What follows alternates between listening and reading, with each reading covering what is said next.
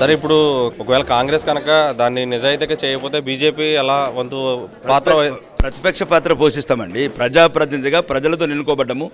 ప్రజల గురించి ఏం ఆలోచించాలా? ధ్వంసమైన తెలంగాణ, అప్పులపాలైన తెలంగాణ, నిరుద్యోగభరితమైన తెలంగాణ, ఇల్లు లేని తెలంగాణని మేము ప్రతిపక్ష పాత్రగా మా గొంతై ప్రశ్నిస్తాము.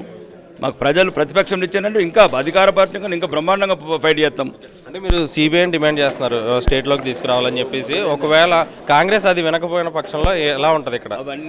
అవన్నీ జరుగుతాయండి, దర్యాప్తులు జరుగుతాయి, కార్యక్రమాలు. మేము అనేది ఏంటంటే యువతకు ముందు ఉద్యోగాలు. యువత ఆత్మహత్యలు చేసుకుంటూ వచ్చిన తెలంగాణ. పారిశ్రామికవేత్తలు ఆత్మహత్యలు చేసుకోలేదు, మిగతా వర్గాలు ఎవరైనా ఓన్లీ 1400 మంది యువతని ఆత్మహత్యలు చేసుకున్నారు. దయచేసి ఆ యువతకు ముందు ఉద్యోగాలు ఇచ్చిన తర్వాతనే మిగతా కార్యక్రమాలు. Please subscribe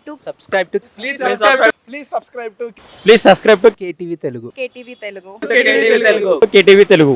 KTV Telugu. KTV Telugu channel.